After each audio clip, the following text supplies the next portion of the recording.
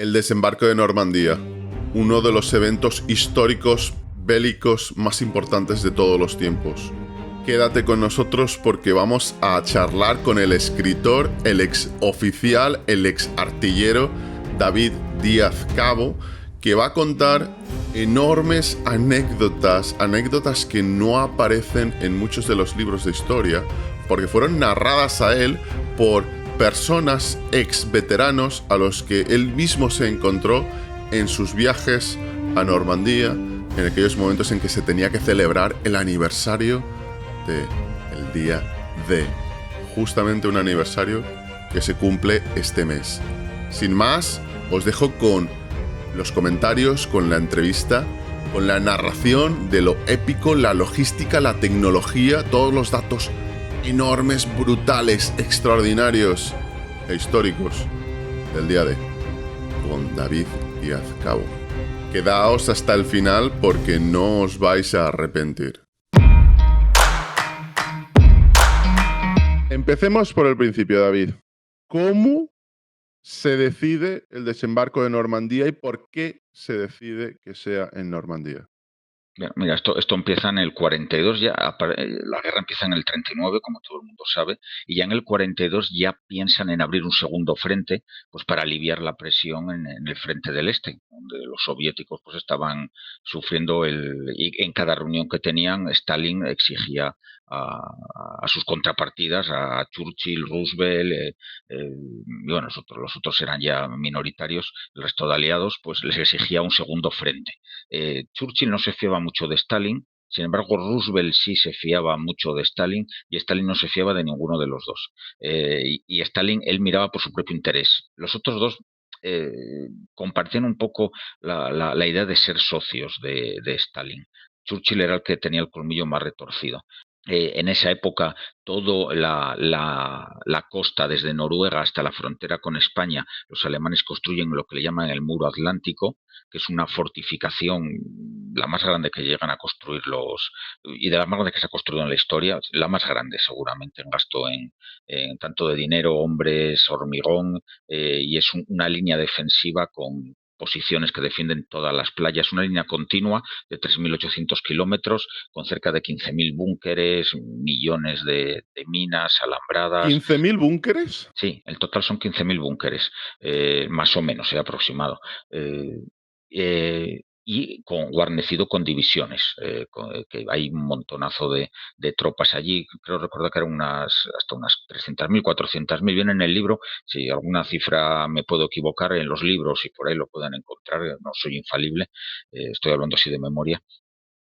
Y hay que vencer esa muralla. La muralla empiezan a construirla más o menos a partir del 41, pero cuando le dan el apretón es en el 43. Los aliados a partir del 43 es cuando de verdad se lanzan a organizar el desembarco, pero ya desde el 42 lo estudian y en el 42 lanzan un mini desembarco, que es lo que comentabas tú antes, en Dieppe, que es en Francia, es cerca de Calais. Lanzan una tentativa donde desembarcan una unidad canadiense, son canadienses con apoyo de comandos británicos. La playa es la playa de Dieppe, la ciudad de Dieppe, que es una ciudad balneario, directamente en la playa de la población, como si desembarcas en Benidorm. No era tan grande, obviamente, y allí tienen 3.000 bajas. Los canadienses tienen 3.000 3.000 bajas. Sí. muertos. No, Pero, muertos no, bajas. Bajas son bajas. unos 1.000 y pico muertos y el otro 2.000 heridos. Es que bajas son muertos y heridos, y muertos es una cosa y heridos otra. Pero Digamos, ¿cuántos atacaron la playa? unas 5.000 personas.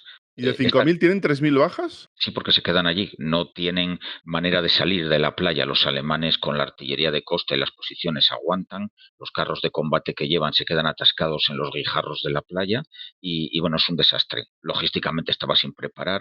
Ellos iban a hacer una finta, como se suele decir, que es un pequeño ataque de mentirijillas. Esto lo hemos hablado muchas veces con lo de Ucrania. Una finta es algo para atraer. Ellos querían probar y si llegaban más adelante, pues vamos unos kilómetros, pues estarían allí y después reembarcarían porque no tenían preparado, digamos, nada detrás. Se dieron cuenta que eso era imposible y les sirvió para aprender lo que no tendrían que hacer en Normandía. Pero David, Mm, es que me parece esto un poco impresionante. mm, ¿Y qué ¿qué aprendieron los aliados del desastre de Dieppe con 3.000 Mm. bajas? ¿Qué aprendieron? O Lo sea, sí, sí, no las tenemos que hacer esto en lecciones. Normandía. ¿Cuáles fueron las Las lecciones? lecciones son: no se puede desembarcar en ninguna playa que tenga población. Hay que procurar que las playas no tengan guijarros para los carros de combate. Hay que incrementar el apoyo acorazado, tiene que ir en gran cantidad. Y después hay que asegurar los flancos. Aquí no habían asegurado nada y entonces en Normandía lanzan paracaidistas para asegurar los flancos.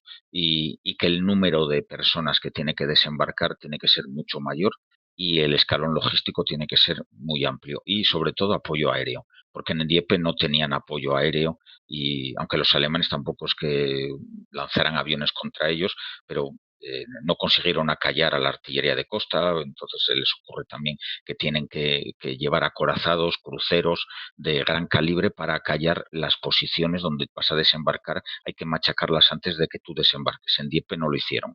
Lo hicieron en plan sorpresa y se comieron lo que había, se comieron toda la defensa sin que estuviera ablandada. Esas son las lecciones principales que ya sacan, pero claro, tienen que mover una cantidad inmensa de personas y eso es una pesadilla logística que al final consiguen resolver.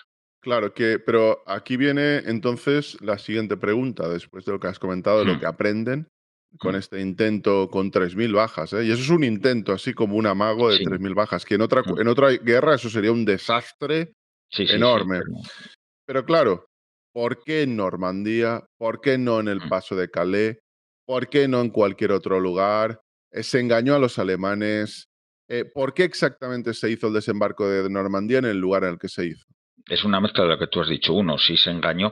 Ellos tenían 3 puntos para desembarcar. Hay 3 puntos factibles, porque los puntos para desembarcar tienen que estar en el radio de acción de la aviación tuya desde el Reino Unido. El radio de acción eran 200 kilómetros. Solo tenían, los alemanes no eran tontos, también se sabían eso. Era Bretaña, Normandía o el paso de Calais. El paso de Calais tiene un problema, es el más lógico, solo 40 kilómetros de un lado al otro. Los alemanes es el que más habían fortificado, eso estaba súper fortificado, era el lugar más difícil para el desembarco.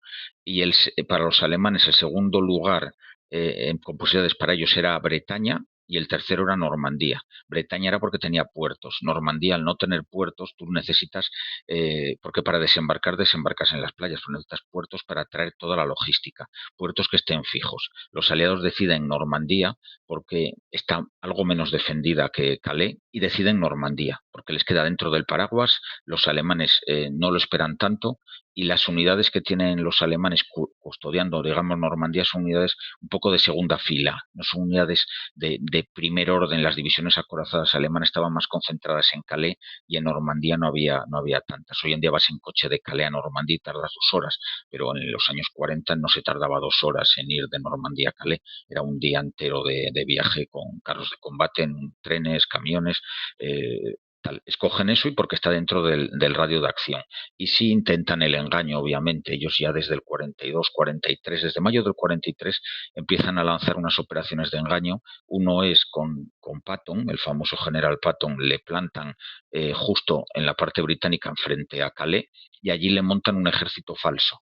Con un montón, pues era un ejército pues con 200 tíos con emisoras de radio todo el día, llamándose unos a otros para que parezca que allí tienes un ejército, un montón de carros de combate hinchables, aviones hinchables, bases Qué hinchables, bueno, pues una base impresionante. donde hay a lo mejor 20, 100 carros hinchables, pues tienes 4 tíos dentro que están encendiendo fuego, humo, no sé qué, tiendas de campaña. Dejaban, como la aviación aliada era la que controlaba ya en esos años el acceso al Reino Unido y la batalla de Inglaterra había terminado, dejaban huecos para que los alemanes pasaran con los aviones de reconocimiento. Cuando había un avión alemán, dice, dejarle que vaya, si se salía para algún lado, le atacaban, pero si iba hacia la zona donde estaba el ejército este falso de Patton, le dejaban ir para allí para que sacaran fotos a todo lo que había. Y después colocan todavía un ejército falso también más arriba, que es poco conocido, con un general británico, y es lo mismo que el de Patton, pero es para hacer creer a los alemanes que van a atacar por Noruega. Los alemanes eso no se lo tragan, pero bueno, ellos plantearon ahí otro ejército falso. La realidad es que atacaron pues por Normandía y después tienen el tema del espionaje, de la máquina Enigma que hablábamos el otro día, creo que te lo conté cuando hablamos de Ucrania, pero bueno, la máquina Enigma, la famosa película de Alan Turing, pero bueno, Alan Turing era bueno, era uno de los jefes, pero había 8.000 personas trabajando decodificando Claro, las es que eso máquinas, ¿sí? pareció que Alan Turing cogió una calculadora y Y estaba lo ahí hizo él solo, no, hombre, intentando. no. No, Había 8.000 personas trabajando en esas instalaciones. A ver, él es el que se le ocurre la idea él es el genio, principal, él es es el, el el genio genio. de construir el ordenador, pero no estaba él y aquellos tres tíos y una tía que salen con él. Vamos, allá había miles trabajando todos a lo mismo. Y sí es verdad que ellos conseguían descifrar la mayoría de mensajes alemanes con unas 24 horas, 24 horas de retraso, pero claro, conoces mucho del enemigo. Y después hay Entonces, una claro, operación de perdona. espionaje. Sí, sí, dime, Jordi. Entonces, ellos sabían que los alemanes habían mordido el anzuelo.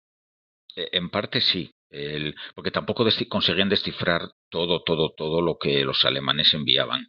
Sobre todo ellos lo que sabían era dónde tenían las divisiones colocadas los alemanes. No sabían tanto porque lo que discutía, a ver, lo que se mandaba por esas máquinas eran órdenes de movimiento de un lugar a otro, pero no eran conversaciones entre Hitler y un general con Rommel que le dice, oye, yo creo que van, eso no lo mandaban nunca por esas máquinas. Eso se reunían en persona y lo hablaban. Eso ellos no lo sabían. Sabían cosas por los espías. Ellos montaron un grupo de espías que se llama el Gabinete de la Doble Cruz, que son 12 espías. Uno de ellos es Garbo, porque aquí en España hablamos a veces de Garbo, que es el espía que ayudó al desembarco. Garbo era uno entre 12, no era solamente él. Ellos reclutaron a un grupo de espías que vivían en Reino Unido, Lisboa, Garbo, por ejemplo, que hicieron creer a los alemanes, habían sido reclutados por los alemanes a través de embajadas conocidos y tal, y ellos eran doble agentes, a los alemanes les enviaban información falsa, a veces sí les enviaban cosas que ocurrían de verdad, hay algún convoy que se ha hundido y murió gente, porque a veces daban carnaza a los alemanes para que supieran O sea, que... a Para, veces, mm, perdona, los dobles agentes mm, sacrificaban a mm, convoyes de su propio bando. sí, y a veces no Ostras, dabas pero eso es y a veces no demencial, se ¿eh? daba la información a convoyes que tú sabías dónde estaban las manadas de submarinos en el Atlántico y no avisabas a los convoyes que estaban allí. Ostras. Eso en la película de Turing hay unas escenas muy pequeñas, claro, que el que no sabe de eso, pues a lo mejor se te despista, pero lo comenta. Él con otros allí tiene una discusión hablando de ese tema y eso fue totalmente real.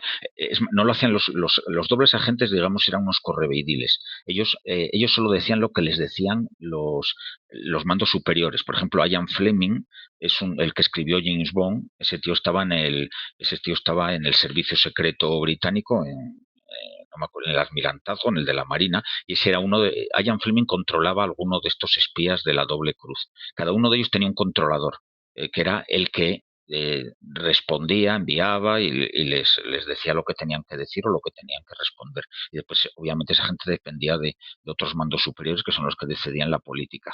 Toda esta gente, ya en el año 43 ya no queda ningún espía alemán auténtico en Inglaterra. Ese fue un problema para los alemanes, porque ellos En el, con a- este... en el año 43 ya no tenía No, espías de importancia, eran todos dobles eran agentes. todos dobles agentes, los que le quedaban eran dobles agentes. Ostras. Y esta gente, como daba estos 12, como daban esas informaciones tan buenas, los alemanes se fiaban completamente. Es más, de condecoraron a este Garbo, pero ya a otros dos que les dan la Cruz de Hierro.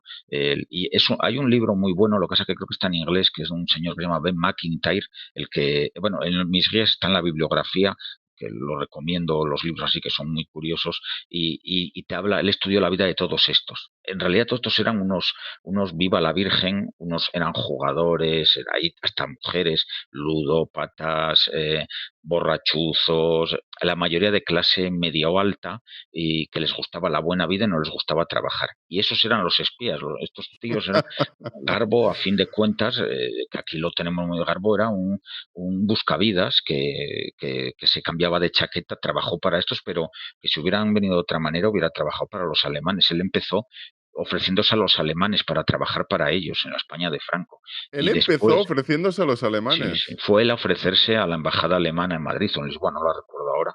En el libro mío no hablo de eso, eso lo puedes encontrar en más lugares. Y él después, cuando la guerra va avanzando y tal, pues ofrece a los británicos también. Al principio le rechazan, pero él está trabajando para los alemanes y él al principio no tenía intención, se le ve, cuando lees cosas sobre él, se le ve que no tenía intención de espiar para los británicos. Espió, porque se cuenta lo que quieren que sepamos. No sabemos, porque a lo mejor es que los británicos la engancharon y dijeron, mira, jefe, trabajas para nosotros porque si no te cortamos el cuello a ti y a la mujer. Y empezó a trabajar para ellos. A ver, las historias de espías no son, estos no son gente tan No patriota y son tan tan, héroes no todos son ahí, ¿no? tanto héroes. Los espías no suelen ser ese tipo de espías, me refiero. Hay otros pues que sí, hay muchas historias de ellos. Pero bueno, eso te daría para un programa. Yo no soy Eso es tan para un experto programa. en el Me está espionaje. impactando lo Conozco. que estás contando ahí de los agentes. Mm. Y Eh, todo esto sí. influyó en el desembarco, vamos. Y los alemanes, ellos tenían sospechas de todo, pero ellos pensaban que iba a ser en Calais.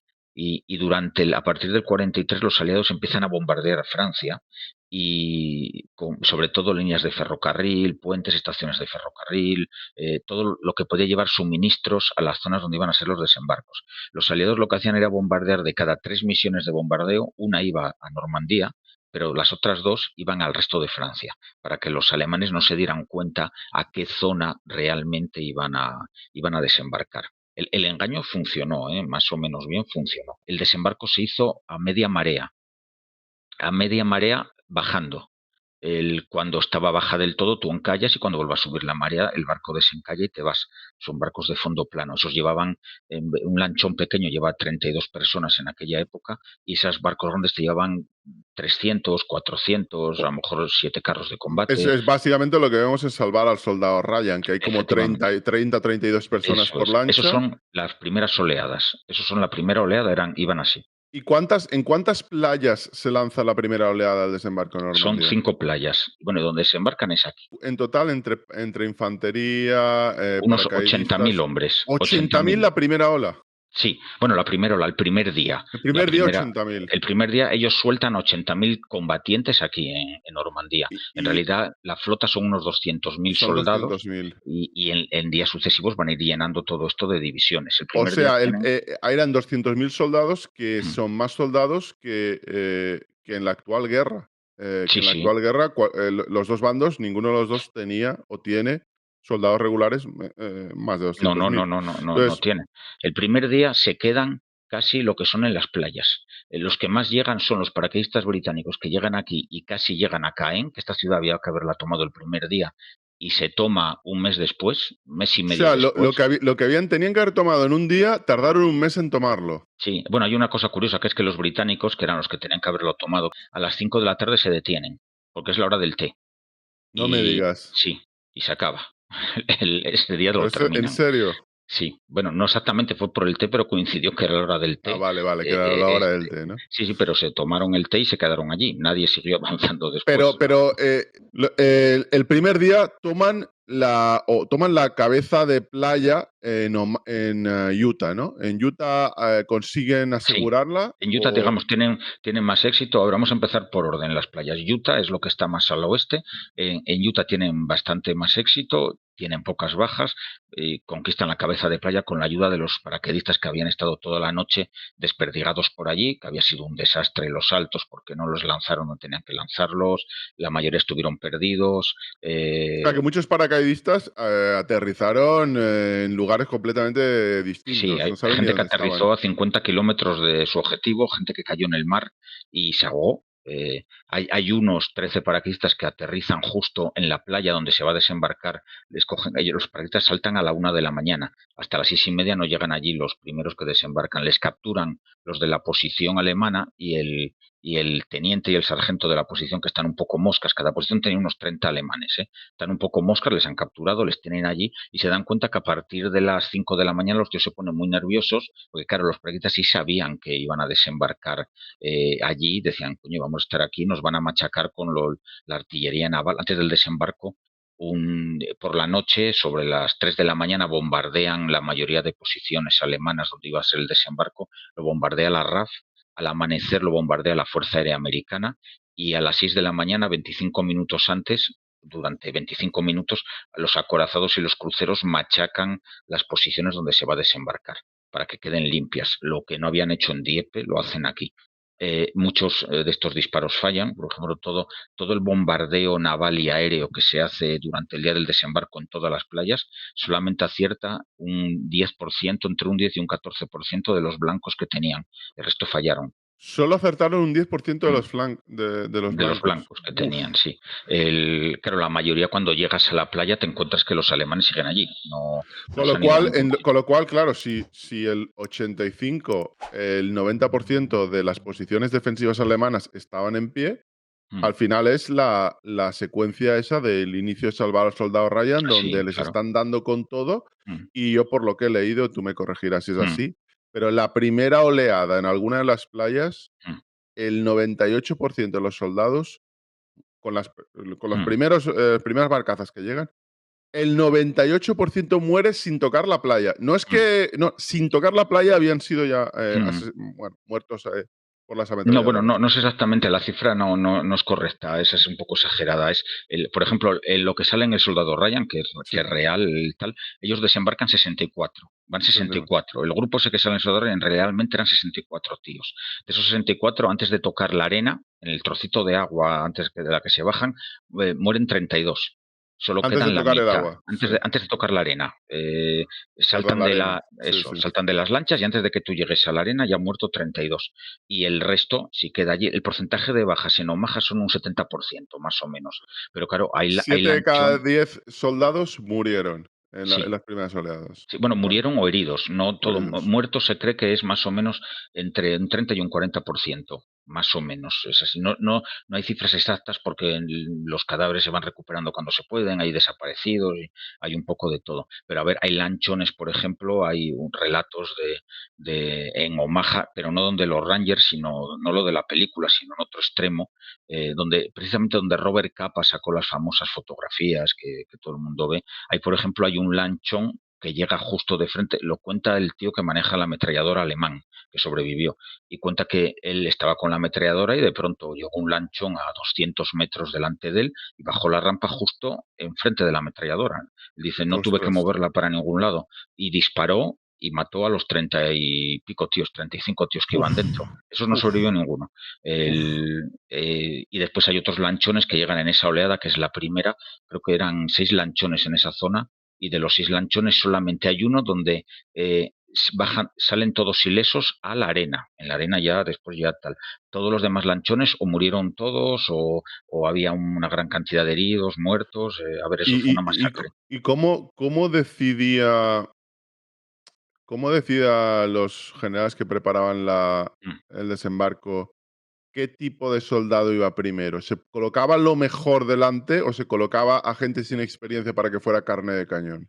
No, las unidades son las que tenían para desembarcar. Es más, se manda una división que es la primera de infantería, que es precisamente la que desembarca este sitio que te he dicho yo, donde el tío de la ametralladora, bueno, es que me sé la historia porque yo he hablado con él personalmente. En uno de los viajes míos a Normandía yo hablaba, a veces te encontrabas veteranos por allí danzando que venían a verlo.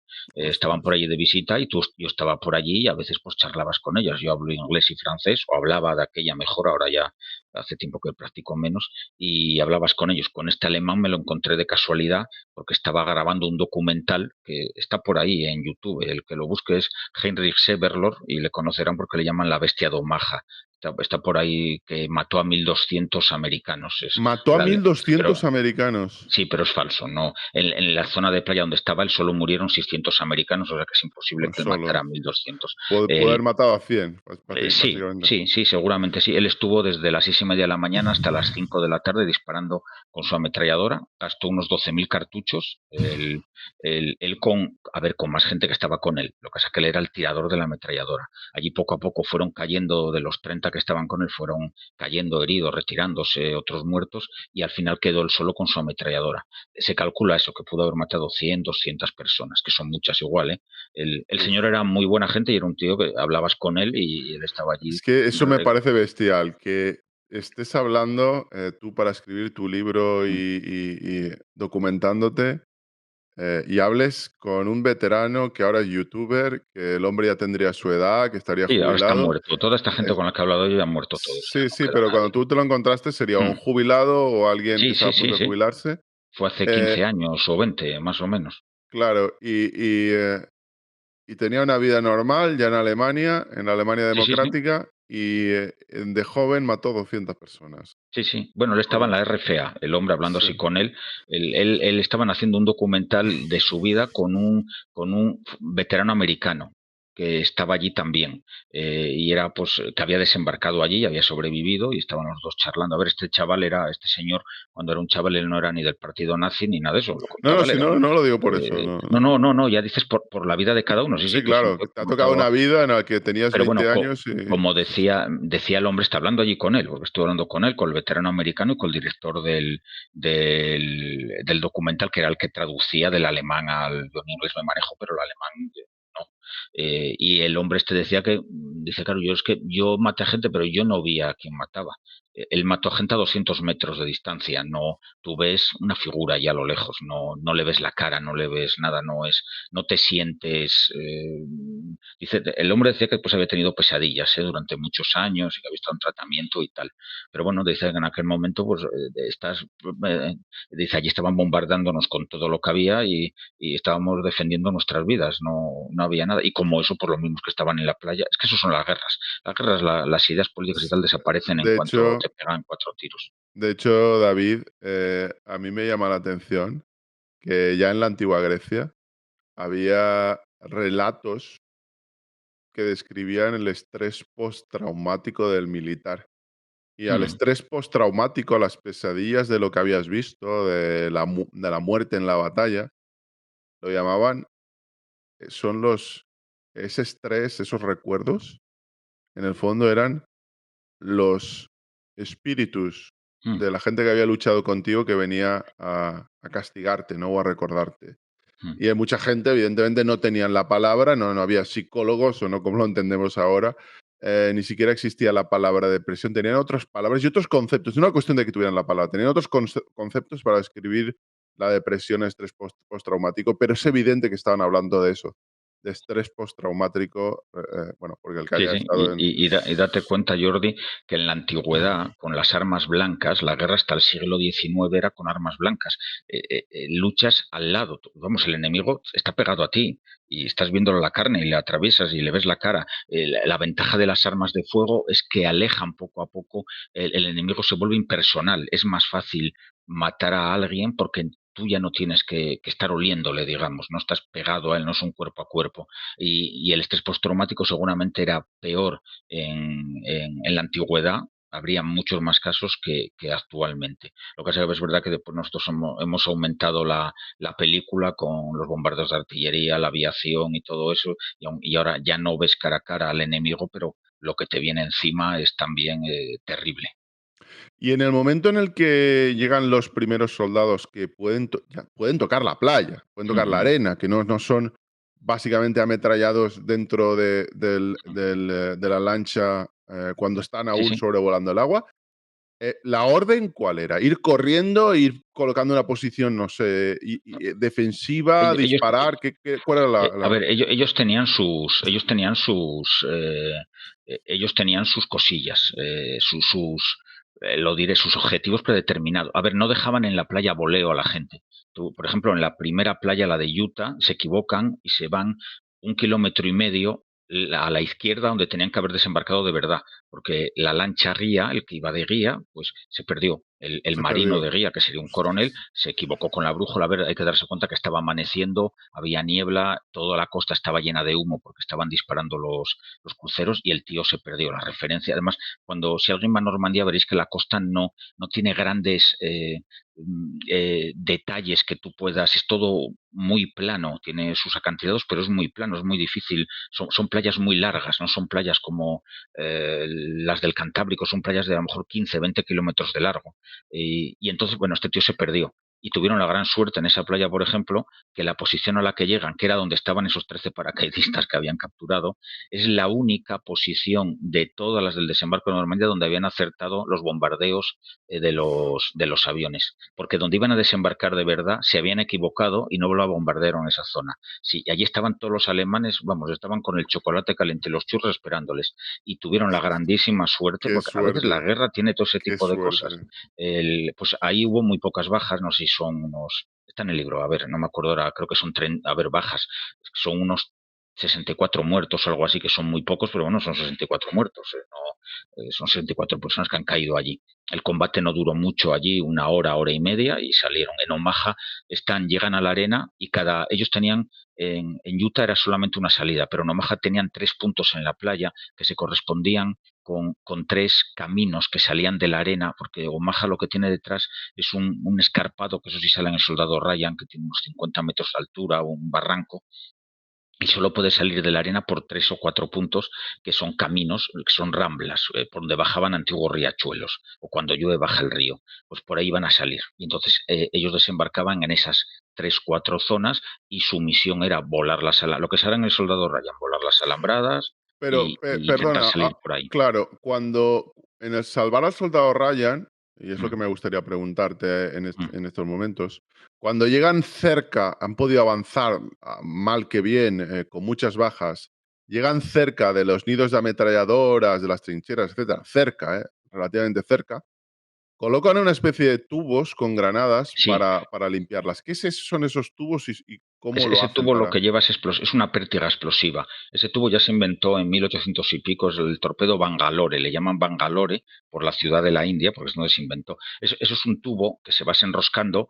y si necesitas pasar una alambrada de 10 metros, pues enganchas 10 tubos, no recuerdo si miden metro, metro y medio ahora, los enganchas y llevan el explosivo dentro, le das una mecha y lo que hace es reventar el explosivo y te abre un pasillo de metro y medio o de 1 metro a cada lado y te has reventado las alambradas y pasas a través de ellas. Eso lo usaban ahí también. Después llevaron carros de combate que podían pasar por encima de las alambradas. El problema es que en esta playa en Omaha, por ejemplo, la mayoría de los carros de combate se hunden en el agua antes de llegar.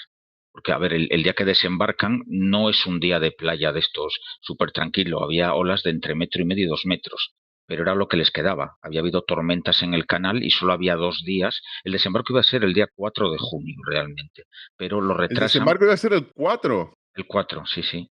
Porque tú tenías que desembarcar con unas condiciones de marea y de luna. Tenía que haber una luna, creo que era luna llena o luna creciente, para que también hubiera algo de luminosidad. Porque ibas a lanzar paracaidistas por la noche y esa gente tenía que ver algo. No puedes lanzarles una noche negra porque no ven nada con luna nueva.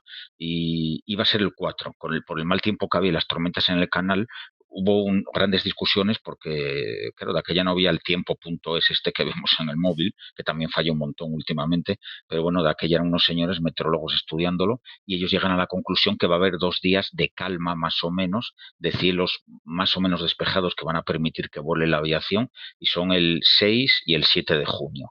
Y Eisenhower y Montgomery, que son los que mandan, deciden que se van a arriesgar, porque las siguientes condiciones para el desembarco serían ya el 19 de junio. Si se hubieran echado atrás, que estuvieron a punto, el desembarco hubiera sido el 19 de junio. Y el 19 de junio fue la peor tormenta en el Canal de la Mancha en los últimos 100 años. O sea que si llegan a dejarlo para el 19 de junio, hubiera sido el mayor desastre de la historia militar Ostras, hubiera sido tremendo porque les hubiera pillado una tormenta y quizá hubiera sido una derrota, Sí, sí, no, no, aliada increíble. seguro, no, no, sí, seguro. Y el problema es que si te derrotan ahí, tardas un par de años más en recuperarte para poder seguir, claro, no. O sea, si eh, hubieran perdido el desembarco, ¿no hubieran podido hacer otro hasta el 46 o el 47? sí, sí, seguramente. Hay que construir otra vez todo lo que, según lo que pierdas. Pero, a ver, la playa de Omaha estuvieron a punto de dejar allí tirados a 3.000 tíos. La que sale en el Soldado Ryan a las 6:30 de la mañana, la gente que llega allí a las 8 de la mañana dejan de llevar refuerzos ya. Porque está la situación, no consiguen salir de la playa, se quedan atascados en la arena recibiendo pepinazos de los alemanes, y entonces el general Bradley, que es el que mandaba el desembarco, la parte americana, decide que se dejen de enviar refuerzos allí, y entre las 8:30 y las 11 los generales están pensando si van a hacer una operación de retirar a las tropas que hay si pueden, y si no dejarlas allí como se hizo con los canadienses, que los dejaron en Dieppe vendidos, o reanudar los desembarcos. Y a las 11 de la mañana deciden reanudarlos, porque hay en dos zonas ha habido un pequeño grupo que han conseguido buscar atajos entre las alambradas y han conseguido llegar a algunas posiciones alemanas en la zona de arriba, que estaba precisamente el primer lugar donde ellos llegan arriba, que es a las 9 de la mañana o así, es donde está el cementerio este famoso que sale en todas las películas. Ahí había una posición alemana, ahora está el cementerio encima de ella, y es el primer lugar donde ellos consiguen salir de la arena y llegar a las posiciones alemanas. Y a partir de ahí vuelven a empezar a las 11 de la mañana los desembarcos, pero hay gente que está, por ejemplo, donde estaba este tío de la ametralladora que yo contaba, hay Estoy gente que llegó a las alucinando. 6:30 de la mañana y estuvo allí recibiendo pepinazos hasta las 3:30 de la tarde, más o menos. Hay gente que llega a las 6 de la mañana y no puede colocarse en una posición más o menos No, no. defensiva, que es que me imagino estar desde las Además, 6 hasta las 3 mm, 9 horas ahí con la tensión de que me van a matar. eh, sí, sí, sí. es increíble. Además, las playas hoy en día las vemos que son de arena. Las playas eran de guijarro. Los guijarros eran todas de guijarros, no eran playas de arena fina. O ibas por allí, Omaha se ve muy bien en un lateral, si alguien va por allí, el lateral este, todavía está la playa como era en el año 44. Y me dirá alguien, ¿y por qué no están los guijarros? Porque los guijarros los usaron los franceses después de la Segunda Guerra Mundial para picarlos y hacer carreteras.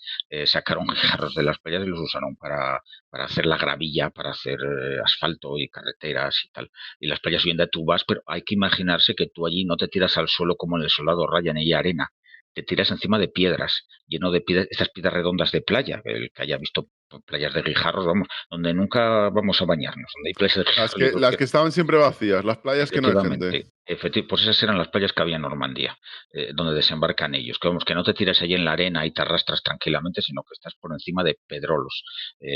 Vamos, agradable para nada. A ver, eso era un infierno para cualquiera. Y después hay otra playa, una de las otras dos playas británicas desembarcan más o menos bien, como en Utah. Tienen sus aventurillas. En mis libros vienen todas las aventurillas ya particulares de cada playa, pero bueno, más o menos van bien, excepto la canadiense, que la canadiense, la primera y la segunda oleada les pasa como en Omaha. Le llegan a la playa y los alemanes están fuertes en ella, y les destruyen los carros que llevan de apoyo, y tienen también un 30-40% de muertos y un 70% y el resto heridos, hasta el 70% de bajas. Pero salen antes, a las 10 están desde las 7:30 de la mañana hasta las 10 y pico. Están 2 horas recibiendo de todo hasta que dos tíos se tiran por una alambrada y se tiran de cabeza a la boca de un búnker de un cañón, entran por allí y empiezan a limpiarlo por dentro, matan a unos 15 alemanes allí. Eh, Dos soldados solos se cargan a 15 alemanes dentro sí, de sí, un sí, búnker. sí, sí, sí, sí. Te parece de A película. ver, hay muchas anécdotas de esas. Mira, hay una que yo, por ejemplo, no conseguí nunca encontrarlo. Lo he buscado mucho, porque en el libro mío, bueno, y en todos esos puntitos que hay anécdotas muy curiosas. Si no, intento poner ahora otra vez en la pantalla, a ver si ahora se ve, y enseño dos o tres cosillas curiosísimas. Pero hay un tío al que encuentran el 12 de junio, un paracaidista americano que lo encuentran en un pozo, en el suelo. El tío había excavado un pozo, estaba solo, y está el muerto. Nadie recoge la chapa, o alguien se la había llevado, porque es desconocido. Yo he intentado encontrar archivos de él, no lo he encontrado. A ver, hay miles y tendría que ir a Estados Unidos, pero no hay ningún historiador que haya buscado a ese hombre, no se sabe el nombre de él, pero alrededor del pozo hay 13 alemanes muertos. Obviamente el 14 le mató a él, pero 13 se los cargó el tío, él solo en un pozo allí. Al final le mataron.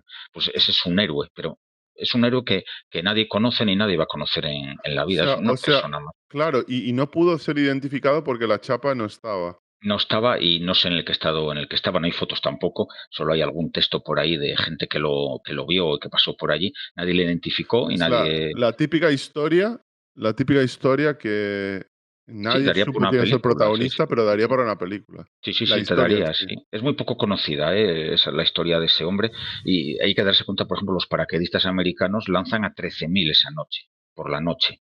Y la noche del 6 de junio, esta noche que acabamos de pasar, cuando llevaban 24 horas combatiendo, cuando se reúnen los que consiguen reunir, solamente de los 13.000 solo se han reunido 2.000. El resto sigue desperdigado por ahí por el mundo. Hay paracaidistas que aparecieron el día 25 de junio, que alguno que apareció, y bueno, después los paracaidistas tienen unos 3.000 muertos en total, de los 13.000 mueren unos 2.500, 3.000 en total. Es un porcentaje de bajas de un 12-15% y tienen otros 3.000 heridos. Pero antes del salto, la planificación, los generales aliados habían calculado que los paracaidistas iban a morir el 80% de los que iban a lanzar. Obviamente ese dato no se lo dieron a los paracaidistas. Estaban contentos porque al final solo murieron 2.000, pero es una Ostras. barbaridad. Pero bueno, las guerras son las guerras. Por Ostras, o sea, desgracia, las guerras son así. sabían que el 80% iba a morir, o creían que el Sí, 80%. creían que iba a morir. Los cálculos de ellos era que el 80% de ellos iba a morir y con lo que hiciera ese otro 20% les serviría, porque la cuestión es que retrasaran a los alemanes y les molestaran, que es lo que realmente hicieron. Porque de otra manera los saltos de los paraquedistas americanos, por ejemplo, que los vemos en estos hermanos de sangre y tal, son un fracaso. Ellos no consiguen casi ninguno de los objetivos que tienen que tomar. Lo que pasa que como está todo ese terreno, esa campiña, está llena de tíos danzando por la noche por allí, pegando tiros y luces y voces, los alemanes están dando vueltas por toda Normandía y en vez de ir a las playas a defenderlas, los tíos están buscando comandos que hay por allí, porque ellos no piensan que sea el desembarco. Los alemanes piensan Rommel, que es uno de los, Rommel y Rüsted, son dos de los jefes, ellos piensan que aquello es una finta, que es un ataque falso de comandos como el de Dieppe, que vienen aquí, si han venido 3.000, 5.000, 10.000 tíos, pero estos tíos no son los de verdad. Esto no es lo de verdad viene por Calais, porque Calais era el acceso más directo para ir a Alemania, para enganchar el ring y irte directo a Alemania. Y se dan cuenta ya al segundo día, tercer día, ya se dan cuenta que por Calais no va a venir nadie y que esto es el eje principal de avance y es cuando empiezan a enviar las divisiones acorazadas. Después Claro, está la llaman los historia esta refuerzos. de Hitler que está durmiendo y no se atreven a despertarle, que eso es cierto también. Pero bueno, a ver, Rommel y Rüsted tenían mano para mover ciertas cosas, excepto las divisiones acorazadas que Hitler no las dejaba mover, que eran lo que necesitaban. Y como al tío estaba durmiendo y no lo despertaron, no sé si era hasta por la tarde, que vamos, el que lo despertó tuvo, bueno, al siguiente día yo creo que le fusiló, porque cuando se enteró que el desembarco será el de verdad, le fusiló y al segundo día ya autoriza mover las divisiones acorazadas, pero como la superioridad aérea aliada es enorme, pues no llegan. Van llegando con cuentagotas, pero te llegan por ejemplo, de los 150 carros de una división acorazada alemana, pues te llegan 50. Los demás se han quedado por el camino porque los han destruido en los trenes, en la carretera, la Fuerza Aérea Aliada. Y los paracaidistas que, bueno, van cayendo cada uno por un sitio, Mm, que pues, dices que en muchos momentos fueron un desastre. Eh, el plan que era? ¿Que cada uno de ellos formaba parte de una unidad y tenía una tarea específica? sí. ¿Cómo iban equipados? Mm.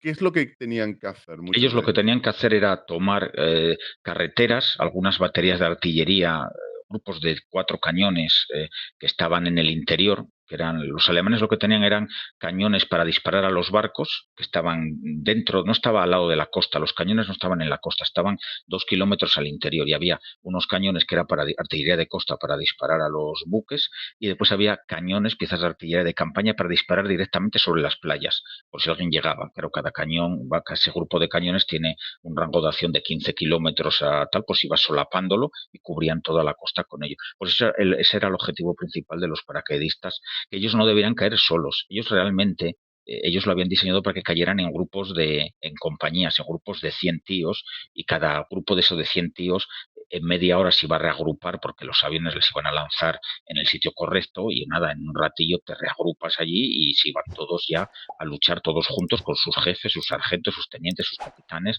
y sin problema. El tema es que los pilotos, al llegar a Normandía, había niebla. Empezó a funcionar la artillería antiaérea alemana porque les vio llegar. Los alemanes no estaban durmiendo. A las 3 de la mañana decretan la alerta y a las 5 de la mañana todo el mundo está en las posiciones de combate. No estaban ahí durmiendo la mañana. y los de los aviones empiezan se pierden, el piloto escapando de un fuego antiaéreo pues se va a 100 kilómetros para un lado, tiraron a paracaidistas, en vez de lanzarlos a los 200 metros que había que lanzar, hay gente que los lanzó a 20 metros de altura, pasaron rozando Ostras, las copas de los árboles. Hay un par de testimonios de dos paracaidistas. Yo hablé con uno de ellos, con un señor que me dice, yo estaba en el suelo, dice, a mí me lanzaron, dice, yo creo que a 60 metros, porque dice, yo me lancé, se abrió el paracaídas y nada más abrirse ya tocó en el suelo. Y tú teóricamente tardas un rato en llegar al suelo. Y dice, cuando estaba allí, pasó un avión por encima mío, me lo contó el señor. Dice, y era como lanzó a todos los hombres, pero y pasó a 30 metros de altura. Dice, y era como cuando, dice, yo no los vi caer, pero oías como cuando caen manzanas de un árbol, dice, plan, ostras. plan, plan, plan, plan. Que no da tiempo Eh, a abrirse el no, paracaídas claro, no, y... ninguno lo abrió Ostras, y se murieron ahí. Como eso hubo, claro, ostras. muchas bajas de esas. Los saltos fueron un desastre. También es verdad que los pilotos, siempre lo digo, los pilotos de los aviones de transporte, pues no eran los mejores de la promoción. Cuando tú te sacas el título, aunque fuera en la guerra, los mejores escogían irse a los cazas, que era lo que molaba. Los siguientes, pues dice, pues yo si no tengo cazas me voy a bombarderos y el último, pues dice tú a los aviones de transporte, que es como conducir un autobús. Y esta pobre gente que realmente es muy raro que un piloto de transporte esté en primera línea, pues les metieron a lanzar paracaidistas y claro, se encontraron con todo el meollo allí y bueno, así les salió el salto. A los británicos fue parecido también, ¿eh? Pero les salió algo mejor, no tuvieron tantas bajas y lo hicieron mejor ahí. Madre mía. Y como te estaba diciendo, ¿cómo iban equipados los paracaidistas? ¿Llevaban una ametralladora? ¿Llevaban, entiendo Sí, que, radios para comunicarse o no?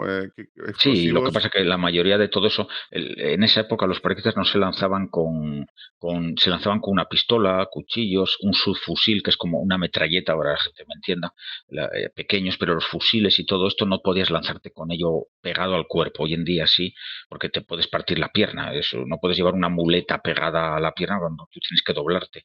Y lo que hacían era llevar una bolsa que le llevaban enganchada al pecho y tú cuando te salías del avión, nada más tirarte del avión, se desplegaba la campana y a continuación soltabas la bolsa y llevaba una cuerda de unos 10 metros y iba colgada debajo tuyo. Cuando llegabas al suelo, tú estabas enganchado a la bolsa, ibas a la bolsa y lo recuperabas. Lo que pasa es que tenían un fallo de diseño las bolsas americanas y nada más tirarte del avión, la bolsa se soltaba sola y se iba a volar.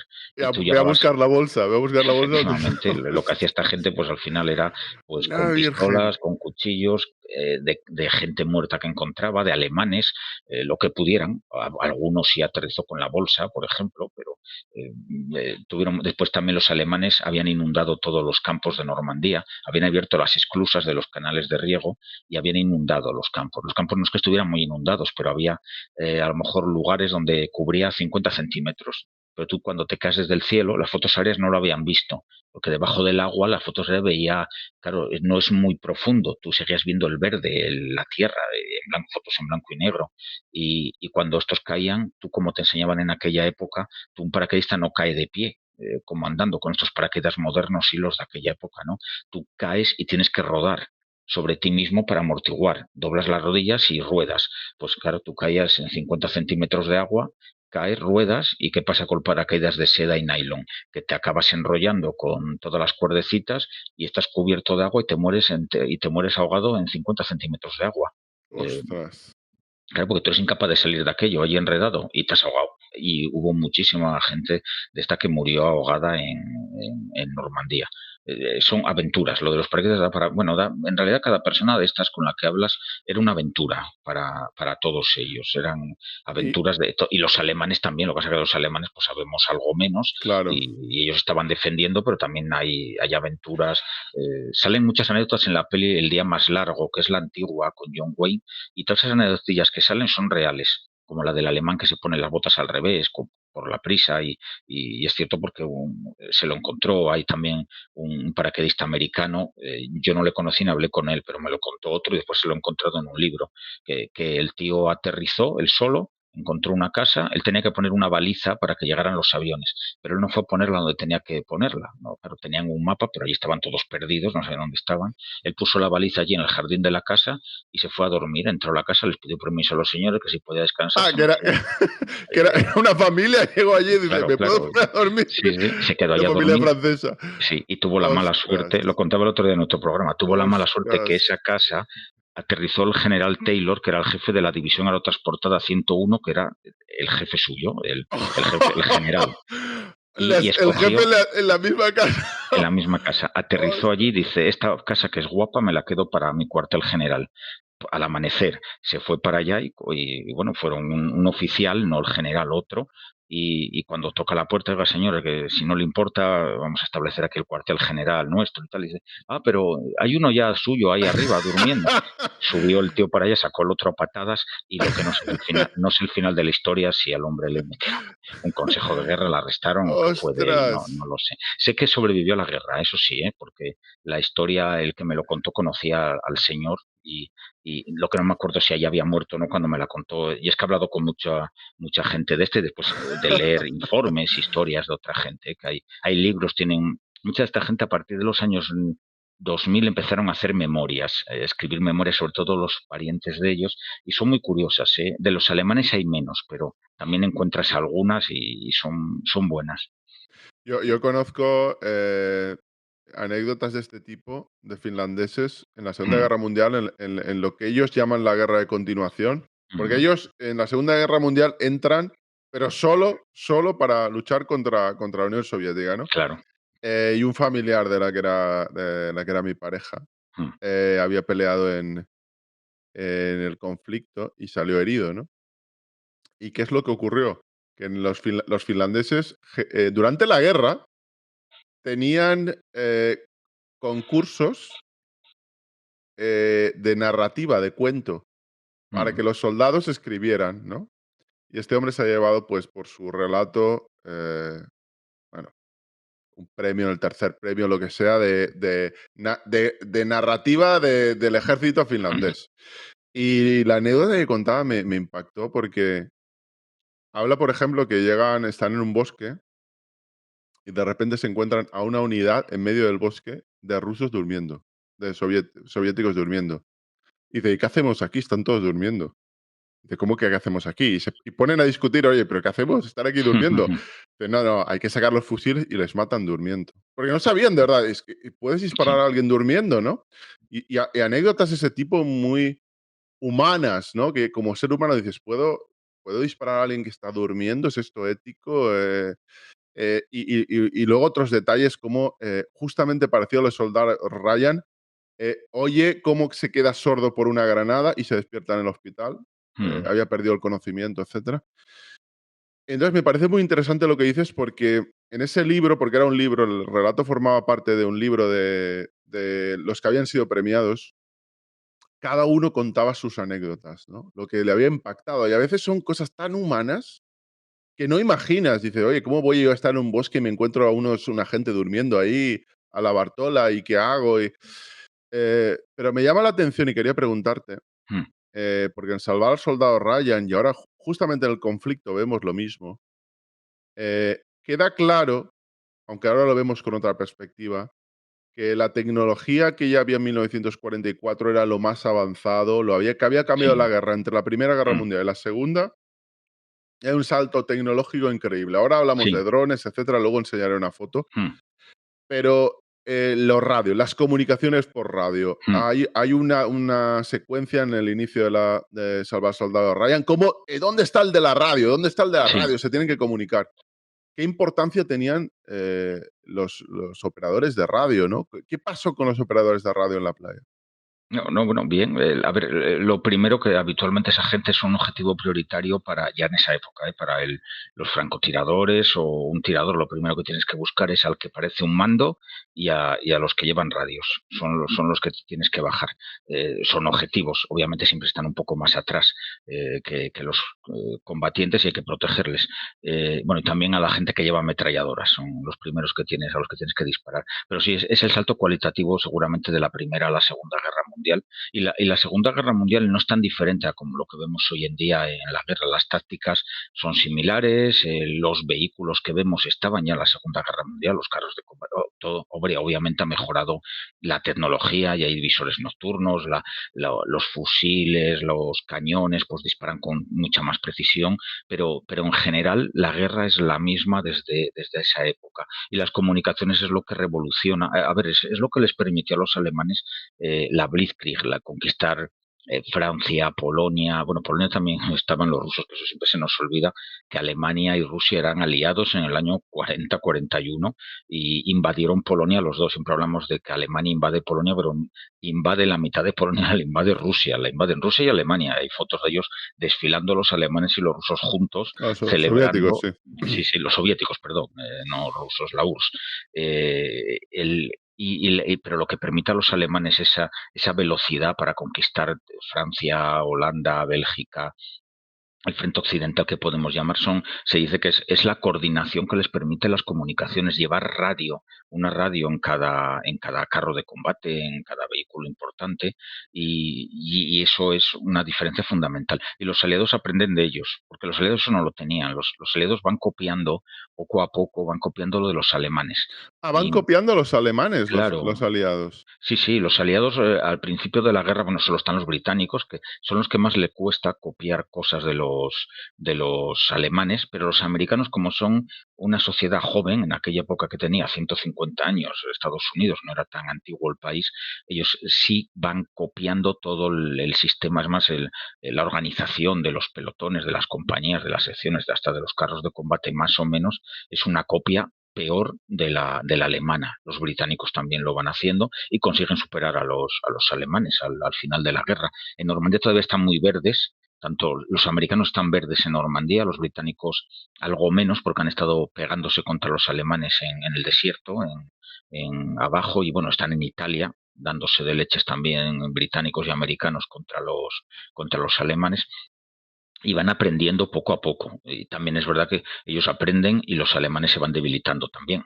Y es cierto también que no se enfrentan aunque hay unidades muy buenas aquí, el grueso del ejército alemán, bueno, no grueso, pero unidades muy potentes estaban en el frente del este. Y claro, todo influye, realmente todo influye. Bueno, también es cierto que si no desembarcan aquí, el frente del este se podía haber comido todos los refuerzos alemanes que estaban aquí en el frente occidental y nunca sabes lo que hubiera pasado. Hombre, a esas alturas de la guerra, más tarde o más temprano, Alemania hubiera caído. Vamos, a veces hay estos los what if que a veces nos gusta jugar con ellos, pero bueno, yo particularmente pienso que a esas alturas de la guerra hubieran, saliendo bien el desembarco en Normandía como salió.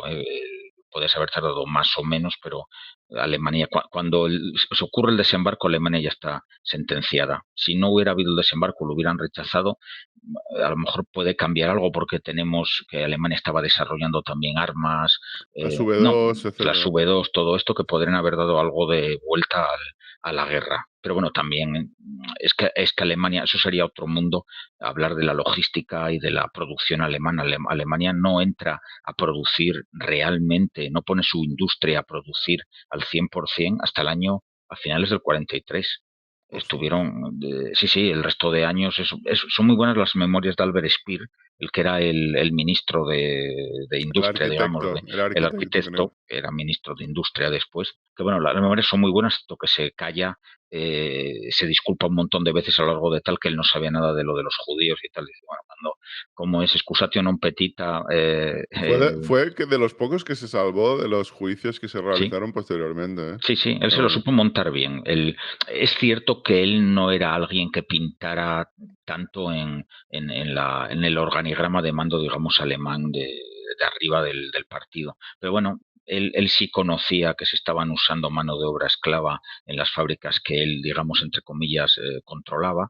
Y bueno, saberlo sabía. Pero bueno, le Sí, dejaron un poco escapar. yo no sé si a vosotros os habrá pasado, pero a mí me impactan muchos de estos detalles y vemos que es todo muy complejo, que hay muchas unidades, que hay muchos fallos, muchos errores. Pero para que se entienda en una fotografía, voy a colocar una que indique o que muestre. No es del mismo día, creo que habían pasado ya alguno más. Ahora nos lo podrá decir David.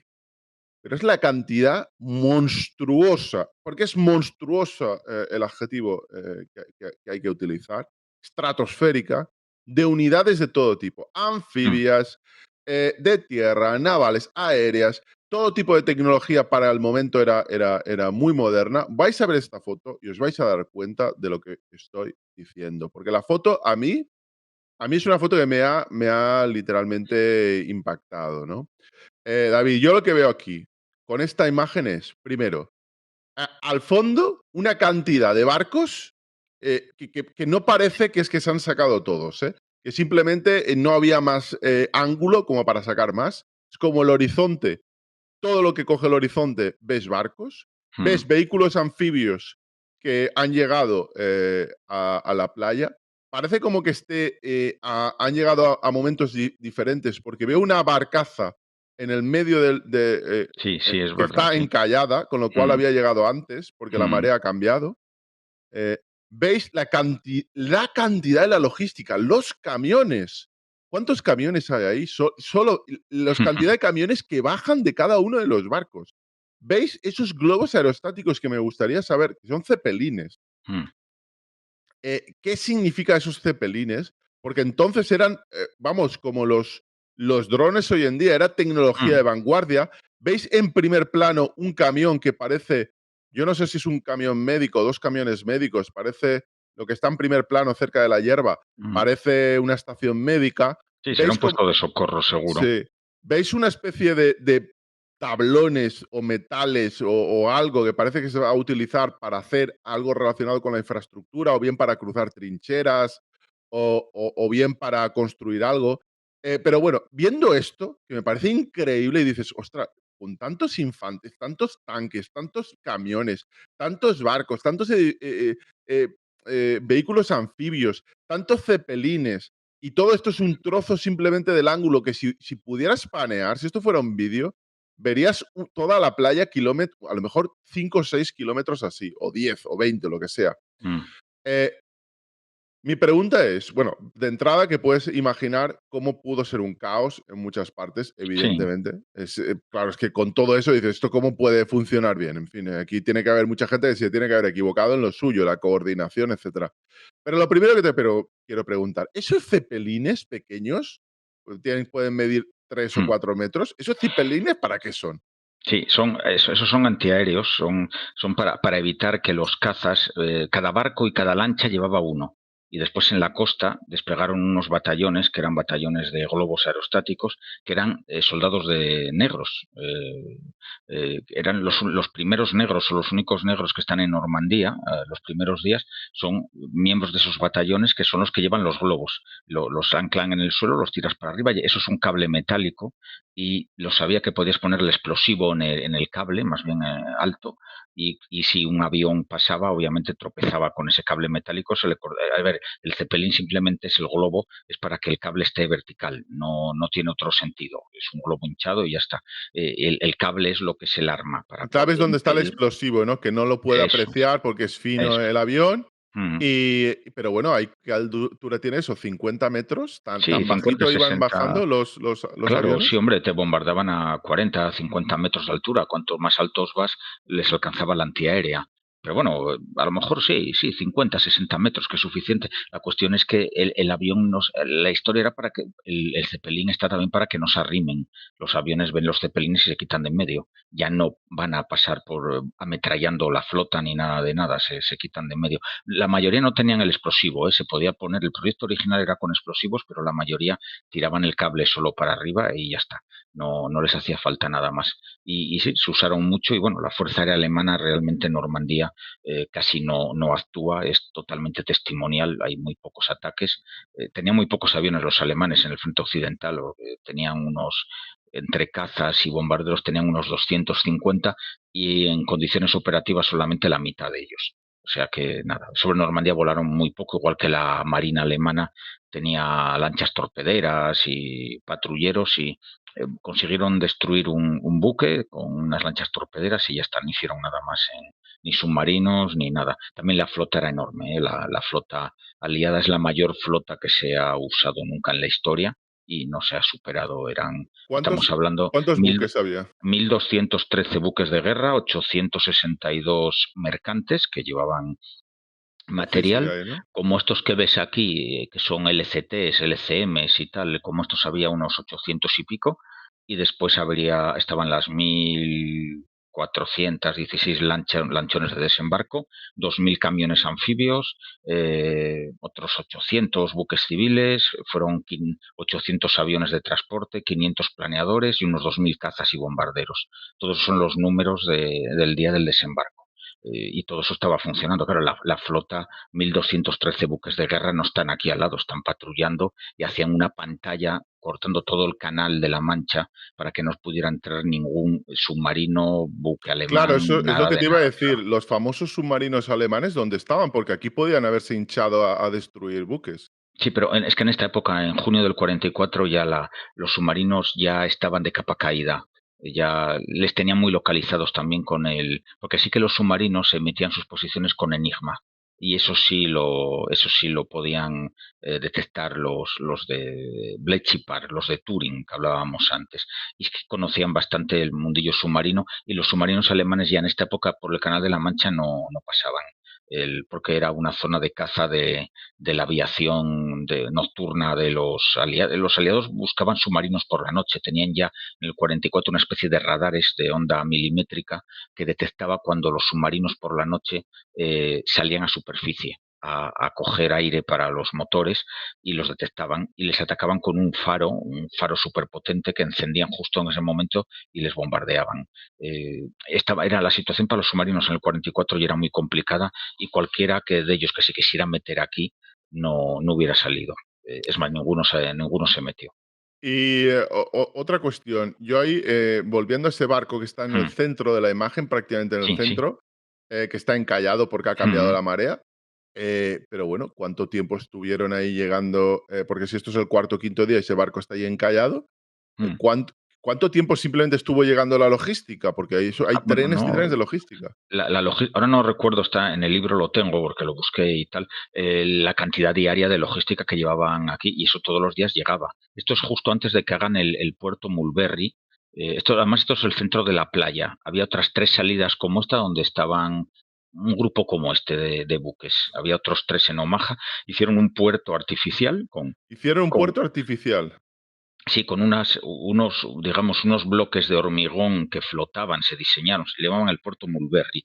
Hicieron uno en Omaha y otro en una playa de las Británicas, a Romanche. Y eran bloques de unas 2.000 toneladas que llevaban con remolcadores, los iban acoplando unos a otros, y hacían un puerto con pasarelas flotantes, y hacían un puerto que los dos puertos cada uno podía llevar tenía capacidad para manejar 200 mercantes al día.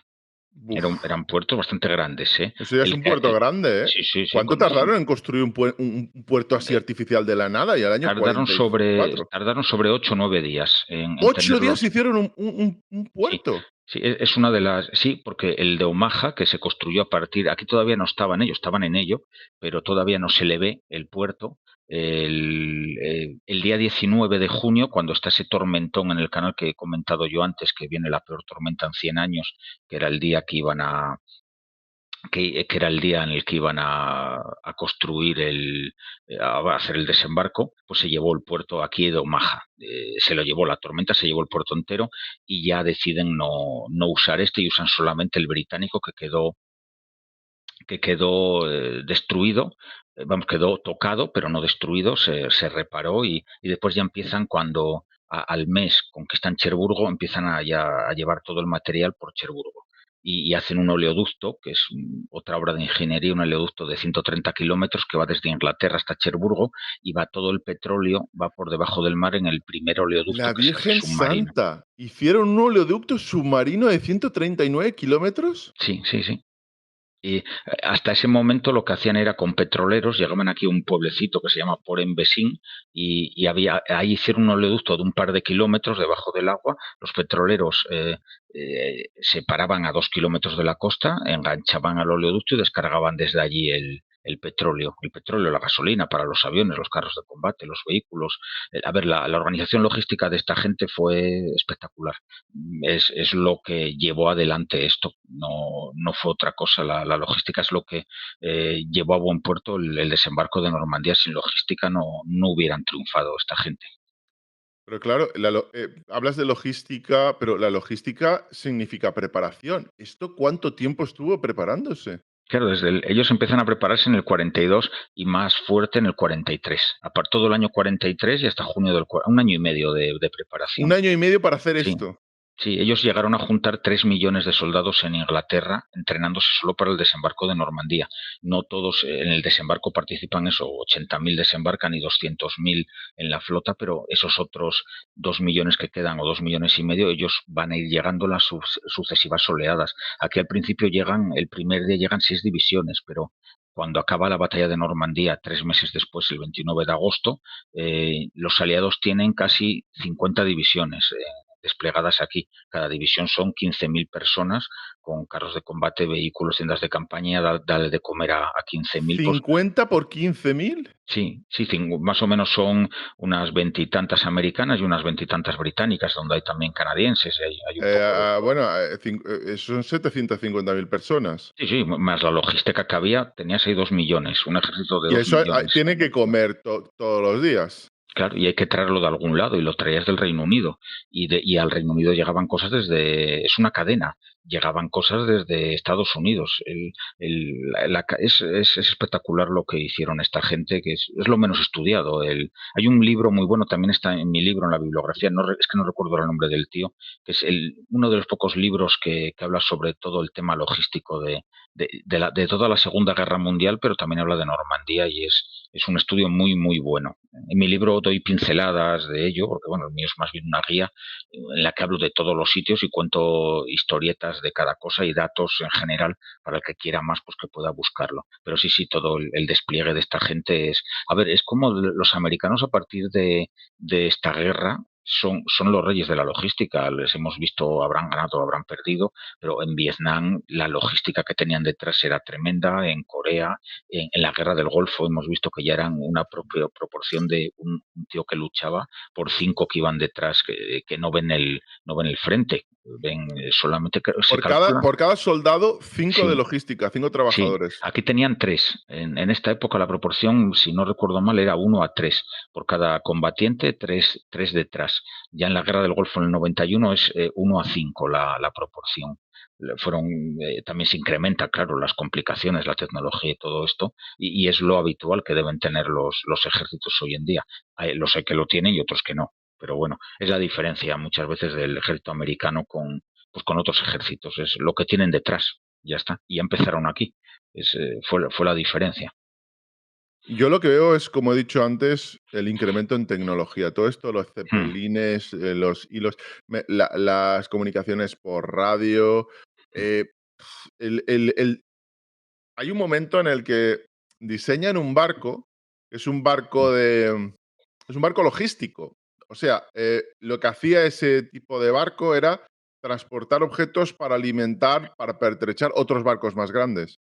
Y se creía, eso es sobre todo utilizado en el Pacífico, pero se creía que un barco de ese tamaño, para alimentar la logística de destructores, de, de portaaviones, etcétera, a lo mejor un barco de transporte así podía construirse una vez al mes. Acabaron construyendo uno a la semana. hmm, Era absurdo. Ya tenían el proceso tan bien ideado que tenían los mejores ingenieros civiles que antes estaban dedicándose a otras cosas, tenían las mejores mentes. Pasa también con el lado soviético. Cuando acaba la Segunda Guerra Mundial, los soviéticos ya estaban desarrollando, bueno, los tanques que hay que, bueno, hmm. yo creo que son legendarios, las fábricas de tanques soviéticas, Sí, y sí, luego sí. todo lo que son la cohetería, que es lo que les hace a los soviéticos que lleven 15 años Hmm, de ventaja, más o menos 16, sí. Desde el 45 al 67, probablemente del 47 al 67 o el 48 al 67. Hay casi 20 años donde los soviéticos tienen ventajas sobre los hmm. estadounidenses y los británicos, no digamos, en cohetería. Pero me gustaría preguntarte sé que en tus libros tiene que haber muchas Mm, anécdotas. ¿Podrías comentar 2, 3 anécdotas que te hayan llamado la atención, humanas, de, no sé, sí, de mira, todo tipo? pues mira, hay dos historias que así humanas que a mí me llamaban la atención siempre. Uno es los primeros tíos que llegan a Normandía. Los primeros que aterrizan allí llegan a las 12:10 de la noche. Bueno, se lanzaron días anteriores, se lanzaron gente de reconocimiento, de operaciones especiales para reconocer lugares de salto y sobre todo para tener relación con la resistencia. La resistencia la que había, que no era mucha, es el mito este de la resistencia francesa, por lo menos en el norte de Francia no había tanto, en el sur de Francia había más resistencia, pero mucha estaba organizada con antiguos republicanos españoles, o españoles, porque no Claro, todos eran republicanos. Con la República también luchó gente que no era republicana y cayó en ese lado y cuando, oye, cuando acaba aquello me van a fusilar igual que el que es del partido de la CNT, o sea que me quito de en medio. Pero bueno, en el norte no había mucho. Y, y una anécdota así curiosa es el Puente Pegaso, que es el primer lugar donde un sitio que yo recomiendo al que vaya a Normandía tiene que ir sí o sí. Es un puente que cruza un canal y es el primer lugar que había que tomar, porque conectaba las playas británicas con la carretera principal que iba a Caen, que la iban a tomar ese día. Pues ahí mandan a unos tíos, a 80 personas en tres planeadores. Bueno, van en seis, pero al puente solo tienen que llegar tres planeadores con 80 tíos. Perdón, tres por tres con 90 tíos, 30 en cada planeador. El planador es un planador de esto que iba 30 tíos dentro y el planador aterriza a pelo allí en el suelo, se arrastra por el suelo y frena como puede frenar, con un patín de madera, no lleva ruedas ni nada de nada, y aterrizan en el bosque. Pues esta gente se cree que, se dice los pilotos, y bueno, está por ahí dicho, que es el aterrizaje más preciso de la historia. Los tres tíos con los tres planadores aterrizaron del puente a 25 metros, el primero a 25 metros, el segundo a 50 y el tercero a 75. Se bajaron los tíos y en un minuto tomaron el puente. Y en ese puente muere ellos llegan a las 12:10 y a las 12:11 ya han tomado el puente. Había una pequeña ostras, guarnición allí de 10 tíos. Son comandos, salen lo del día más largo. Pero en ese puente fallece el primer soldado aliado del desembarco, que es un teniente, el teniente Boderich, que era un hombre de 29 años, que su mujer estaba embarazada. uf, El, yo he estado una vez, coincidió, no hablé con ella ni nada, pero vi a la señora y a la hija, porque la hija nació y estaba en un homenaje que le hacen al padre, que el cementerio está enterrado en un cementerio que está muy cerca la piel de del gallina es. puente. Y este hombre, a la vez que él muere, muere el primer alemán del desembarco. Porque al lado contrario, él entra por el puente disparando y al lado contrario del puente están dos centinelas. Uno de ellos sale corriendo y el otro dispara. Y dicen los británicos que iban al lado de él, que sobrevivieron, que a la vez que uno disparó, se dispararon a la vez los dos. Y se dieron los dos. Y murieron los dos, Ostras, uno por el otro. Eso lo cuentan los que iban con el teniente los paracaidistas. Es una historia muy curiosa. Yo intenté dar, porque bueno, en mi libro lo verán que hay muchos nombres, intenté dar con el nombre de este alemán por saber cómo se llamaba, que sea un pequeño homenaje que no va a ningún lado, pero no lo encontré. No hay, ni en alemán he encontrado gente que me lo ha mirado en alemán, he ido a archivos, el Bunter Archiv y tal, y no hay nada. Bueno, es normal, los alemanes pierden la guerra y el que pierde la guerra pierde los papeles. No te vas a dedicar a apuntar, esta ha sido baja, cuando tú ya has perdido la posición, el teniente de allí o el capitán ya no va a llevar los estadillos, ya esto ya se ha acabado, no hay en ello. No sé el nombre. Hay por ahí algún libro que ha sacado que entre dos o tres alemanes y yo los he investigado y no, podrían ser esos tres y podrían ser otros 15 que eran el grupo que estaba allí. O sea que es imposible, pero una historia muy curiosa. Y después hay otra que es en la parte americana, la voy a contar es de los paracaidistas, pero es una que es poco conocida. La conté el otro día en un programa que hice también en YouTube. Es el objetivo WXYZ, que es un pueblecito que cuando amanece el día 6 de junio, tienen que tomar los americanos, porque es un pueblo donde está una guarnición alemana, que son la dotación de una batería de artillería, que los de los cañones, cuando no estaban en los cañones, ellos dormían en los pueblos franceses, en las casas de los franceses, se las requisaban o estaba el francés allí dentro y dormían allí. Y este pueblecito, pues había unos 100 alemanes allí metidos. Es un pueblo muy pequeño que no está señalizado. Si alguien quiere llegar, pues tiene que buscar. En mi libro están las coordenadas. Es raro, bueno, yo creo que no se encuentra en ningún lado, porque yo estuve un día entero dando vueltas por Normandía para encontrar el pueblo, porque preguntabas por ello y allí nadie lo conocía. Bueno, es más, la mitad de los del pueblo no sabían ni la historia de allí. Pues bueno, este señor es un americano, un sargento, el sargento Summers, le, le coge su comandante y le dice que tiene que tomar aquel pueblo.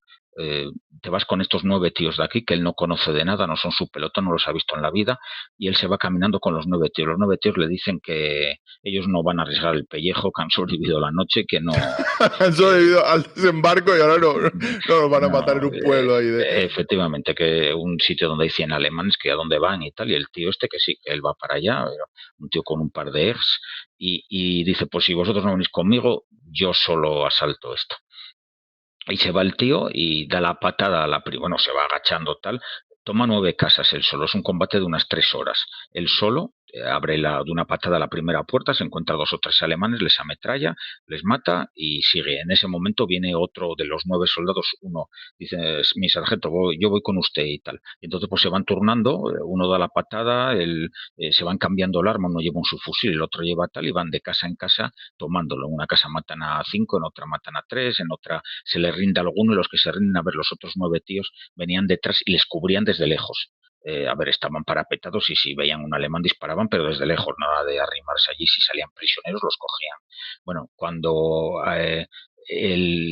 la novena casa que toma el tío, cuando llevan ya 1 hora y media pegando tiros en el pueblo, el tío da la patada a la puerta, la abre, porque hay una declaración de él y un informe, porque este hombre le propusieron para la medalla de honor del Congreso y no se la dieron porque los altos mandos dijeron que la historia era mentira, que no se la creían. Sin embargo, todos firmaban que el tío había hecho eso, incluso los escaqueados estos que dijeron que sí, que era verdad, que les hubiera costado un consejo de guerra, que ellos habían dicho que ellos no iban a saltar aquello y que este tío lo hizo él solo, que ellos no tienen ningún interés en... Vamos, la historia parece que es cierta.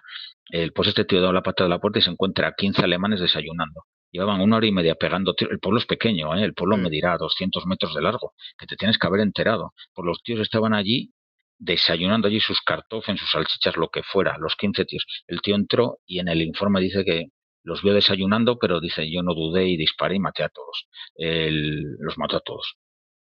Y salió de allí, y ya cuando llegan al final, hay una granja donde están los últimos alemanes, y entonces ahí como ya la cosa ya va ganando, los otros 9 se unen a la fiesta y entonces aquí sí, aquí ya, esto ya está acabado, ha acabado con lo gordo, ahora nosotros como pasa en todos los lados, cuando las cosas van bien, se pega todo el mundo al festival, cuando las cosas van mal, pues es una historia muy curiosa. Al final el tío había matado a 30 alemanes y capturaron a 60 prisioneros. Madre mía. A él no le dan ninguna medalla ni nada y le llaman en Estados Unidos el héroe sin medalla de la 101 aerotransportada y le tienen allí como un héroe y tal, pero nunca le dieron ninguna. Bueno, le dieron una condecoración después, unos años después. El tío sobrevivió a la guerra, llegó a las Ardenas y allí le hirieron y de las Ardenas le mandaron para casa.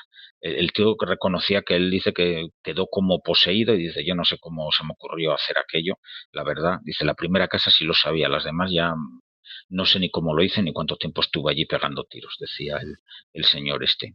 Había una cosa curiosa que es que cuando está a medio combate aparece un capitán que viene por allí que estaba perdido y al oír el tiroteo se acercó hasta allí y se encontró con americanos y se unió a este tío, se tiró ahí al lado de él y le dice, ¿qué está haciendo? No, estoy limpiando este pueblo, pues yo le acompaño, tal, no sé qué. Y en el momento que se va a levantar el capitán este para levantarse, incorporarse y ir a avanzar, le pegaron un tiro en la cabeza. El hombre no hizo nada. Son pues cosas de estas de la guerra y como estas historias hay cientos y miles y también del otro lado, ¿eh? No, estas, a ver, me impactaron un poco más, pero bueno, hay de estas estas todas estas en el libro están y bueno, se pueden leer más o menos. El libro no da para tanto, es un libro que son 2 guías que serán 600 páginas, 700, pero bueno, me hubiera gustado contar mucho más, pero no voy a hacer yo una enciclopedia, no, no está el mundo editorial para hacer enciclopedias. Pues muchísimas gracias, David. Gracias, para aquellos que no le conozcáis. David es escritor, es exmilitar, es exartillero. Os recomiendo sus libros, que desde luego, viendo cómo ha contado la historia, tienen que ser extraordinarios. Yo lo primero que voy a hacer es adquirirlos. Son Mm.